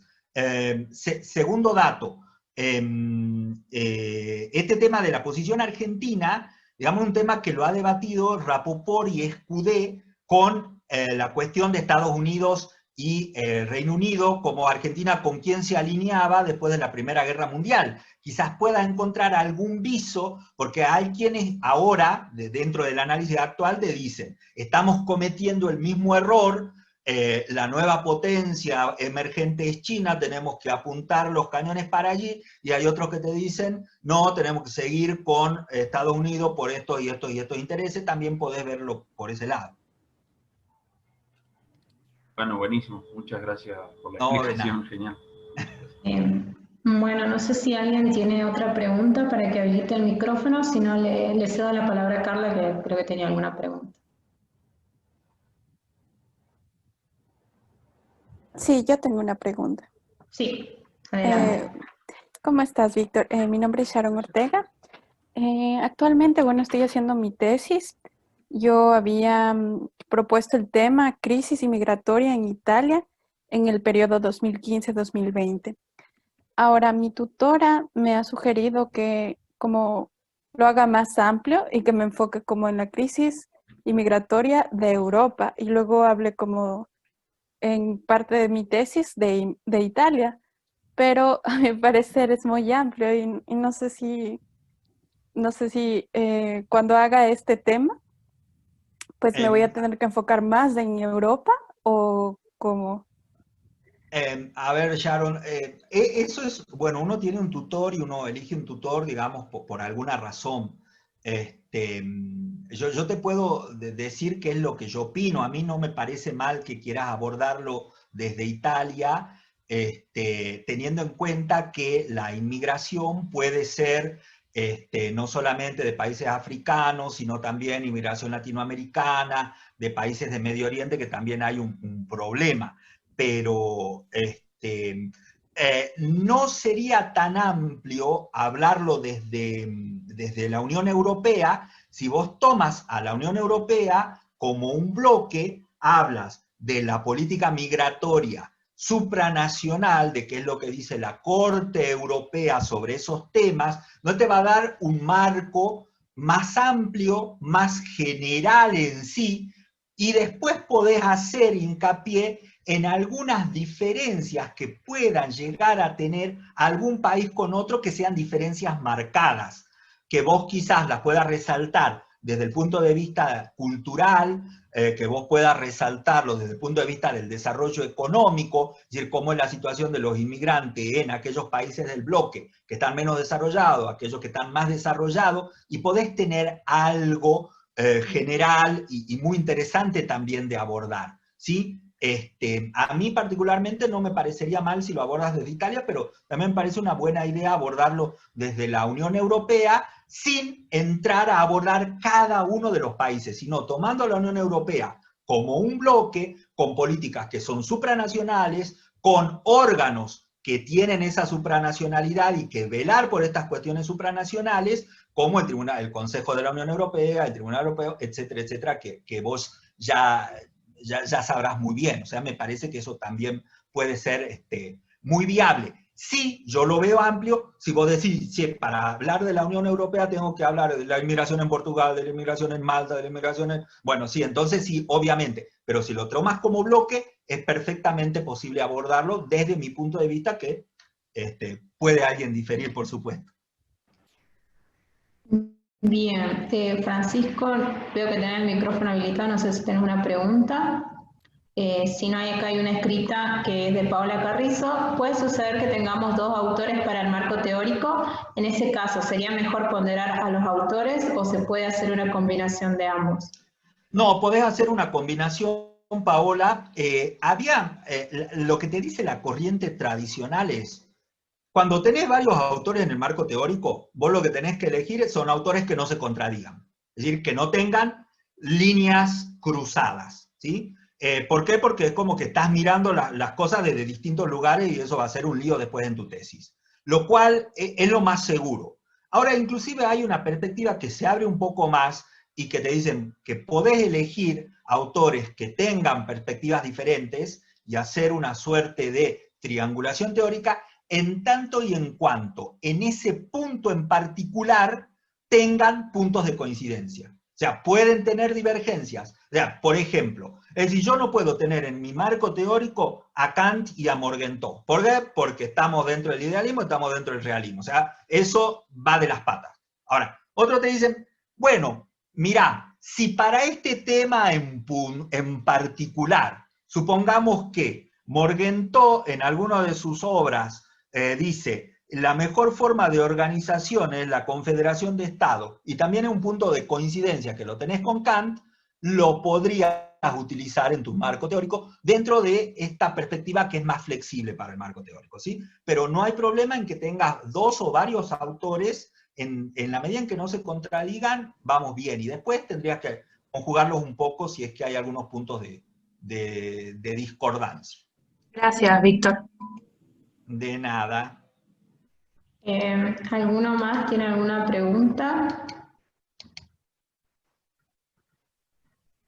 Yo, Víctor, quería preguntarte, mira, en esta reunión hay docentes acá que somos tutores de tesis y también hay alumnos. Entonces yo quería que nos digas algunas palabritas de cómo crees vos que es la relación o cómo debe ser tu opinión personal entre el tutor o director de la tesis y el alumno, porque esto es una cosa que muchas veces, y me parece que está bueno que lo escuchemos, los que somos docentes y los que son alumnos, porque a veces el alumno, como recién decía Sharon también, el alumno y el docente por ahí no tiene muy clara la cosa, qué papel juegan, por ejemplo, los externos, otras informantes claves que no son director, así que si nos puede decir una palabrita me parece que nos ayudaría a todos.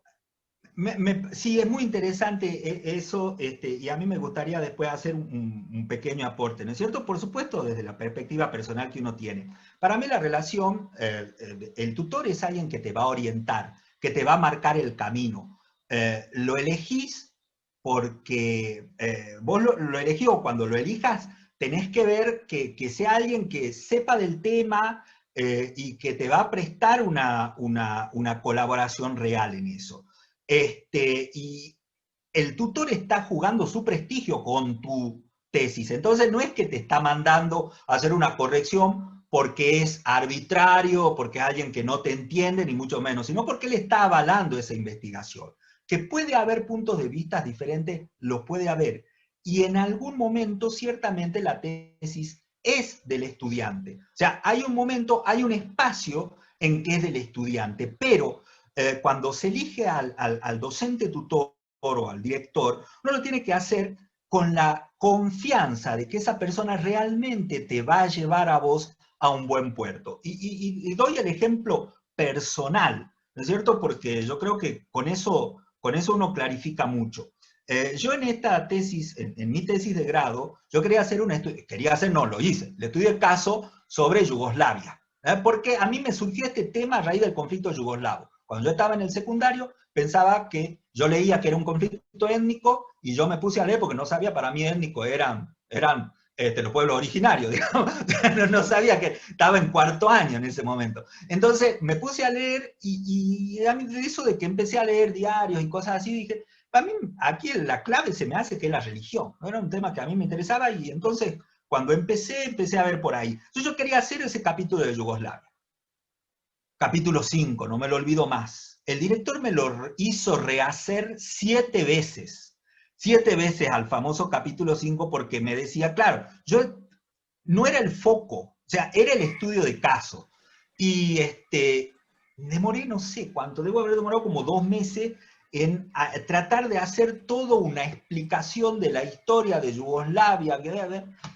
Me dice, no, esto no va, porque no está en tus objetivos, no tiene nada que ver con lo que vos decís, pero yo le digo, pero escúcheme, si yo quiero que el jurado entienda, ¿no es cierto?, por qué yo elijo a Yugoslavia, yo le tengo que mostrar acá cómo fue evolucionando este tema en Yugoslavia. Y mi director me dijo, si el jurado no lo sabe, lo lamento por el jurado, porque ellos son elegidos para que sepan de la temática. Vos no estás haciendo una tesis histórica sobre Yugoslavia, la historia de Yugoslavia acá no tiene ninguna razón de ser, la tenés que sacar. Y tenía toda la razón del mundo, la saqué, después la puse en un anexo.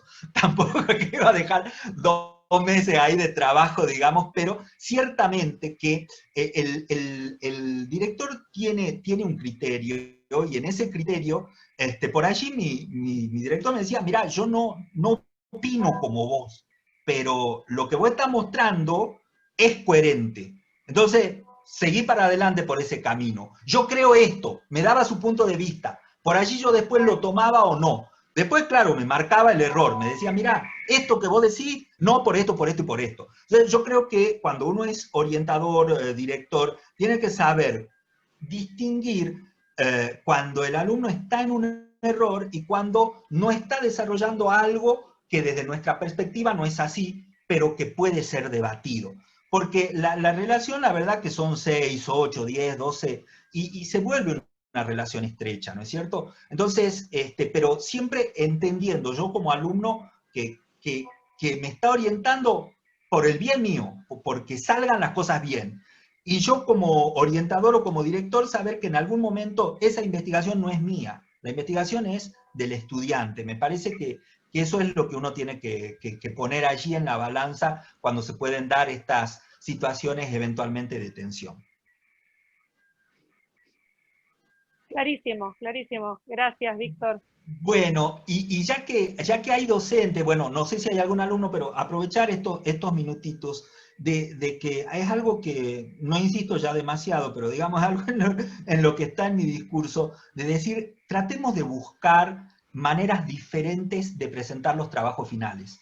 Es decir, que no sea necesariamente una tesis como un cuerpo único. Nosotros en Comercio Internacional estamos trabajando con papers, con que tengan los criterios de revistas indexadas para que el alumno pueda presentar paper dentro del marco de un proyecto. O sea, pensemos en utilizar, no sé, la edición de los videos y que te puedan presentar un documental de 30 minutos en donde estén todos los elementos de una tesis, pero hacerlo de una manera visual y que puedan fijar ese punto de vista con una hipótesis, con datos, con indicadores. Yo creo que desde el lado de los reglamentos, las instituciones están un poquito por detrás de los intereses, las preocupaciones de los chicos. Eso para mí no es perder en academicismo, ni mucho menos, sino todo lo contrario, es ir acompañando desde un lugar que creo yo puede ser muy interesante. Excelente, la verdad es que muchas veces hablamos también dentro del departamento de investigación de nuestra universidad de estos temas que decís, y sobre todo, como vos decías algo interesante la otra vez, no, ahora lo decías, que por ahí a veces las tesis de grado son más largas y más exigentes que la de posgrado, y en eso coincido, realmente creemos desde la UCSE que hay que modificar eso. Por ahí hay mucha gente, y también lo digo sobre todo por los chicos que nos están escuchando, que se cree que una buena tesis, si no baja de 150 páginas, es mala, no sirve. Y hablo de lo personal, no coincido para nada. Y quiero saber qué opinas también. una capacidad, una habilidad, una competencia que tenemos que desarrollar, creo yo, es la capacidad de síntesis. Doblemente bueno para mí es si es breve. No es que lo largo es bueno, no sé qué opinas. Opino igual que vos. En la segunda maestría que yo estuve haciendo, de Ciencia, Tecnología y Sociedad, me pidieron el marco teórico, no me acuerdo en cuántos caracteres, pero era en media página, el marco teórico. Pero tenía que estar tan bien, o sea, el autor, la perspectiva teórica o las perspectivas teóricas tenían que estar justificadas, tenían que tener un porqué conectado con el objetivo, y lo teníamos que hacer en media página. Y es mucho, a veces mucho más difícil, pero digamos esto, poder de síntesis que decís vos, Carla, es muy importante. Esa tesis, ese proyecto de tesis no tenía que tener más de 7 páginas, creo. Todo completo, ¿viste? La cantidad no hace, ¿no? El tema es que esté bien sostenida, y era una, como te digo, una maestría de Ciencia, Tecnología y Sociedad, justamente, que uno puede decir, te pueden pedir todo lo epistemológico y lo ontológico, no, nada que ver. O sea, era ir a cuestiones muy concretas, muy específicas, justificadas. De hecho, también lo quiero decir, chicos, por favor, el que tenga preguntas me interrumpe, ¿no? Porque yo, si no sigo hablando, no hay problema, me interrumpen. Lo último que quería decirte en relación a esto es que también me parece un ejercicio esto de el poder de síntesis para la profesión, porque como ayer decía Anabel Abuso, de la Universidad de Rosario, decía, cuando los profesionales nos contratan para asesorar al gobierno, y de hecho nos están escuchando acá, están con nosotros en la reunión personas que pertenecen a distintos gobiernos. Cuando vas y asesoras a alguien, nadie te lee más de una carilla. Uno tiene que aprender a redactar para que un gobernador, para que un intendente, para que un canciller, que no tiene tiempo de leer 150 páginas absolutamente de nada, te entienda, le sirva. Entonces el poder de síntesis me parece que es un ejercicio que tenemos que hacer para la profesión, porque los chicos vienen de escribir 200 páginas para recibirse, y cuando se reciben con el título en mano, los contrata un funcionario y le dice, no, pará, yo no puedo leer esto, dame 2 carillas, ¿no? Efectivamente, coincido plenamente, y ¿sabes con qué, Carla? Con esto que hablábamos al principio, ¿no? Con el hecho de que eso te va a ayudar mucho a tener esa postura tuya crítica y propia, tener una propia postura, ¿no? Porque es muy común en los que hacemos ciencias sociales, seamos sociólogos, cientistas políticos, licenciados en Relaciones Internacionales, cuando preguntan de un tema, empezamos, bueno, desde la perspectiva esta uno puede decir esto y el otro, y desde la otra perspectiva uno lo puede mirar así, así, así. Ahora, ¿qué pensás vos? ¿Cuál es tu punto de vista, no es cierto? Había venido una vez un profesor brasileño de hace mucho tiempo, que siempre me acordé de eso, que nosotros en las ciencias sociales somos geniales para plantear problemáticas, pero no solucionáticas. Y el tema es que, no, es decir, de ir a estas cuestiones de decir, bueno, yo creo que esto va por este lado. Obviamente que tuve que ver todo lo otro, todo lo que dijeron, o sea, no me puedo perder eso, pero ir fijándome en un camino, y ese camino, el poder de síntesis va a ayudar mucho, porque ahí es, a ver, a lo concreto, a ver, ¿qué es lo que yo pienso? ¿Qué es lo que yo opino? ¿Qué es lo que hay que hacer sobre esto? ¿Por qué sucedió esto? ¿Cuál ha sido este factor? Me parece que eso va a ser muy, muy interesante si podemos avanzar hacia allí. Clarísimo. Bueno, si alguien tiene alguna otra pregunta, si no ya daríamos por finalizada la mesa.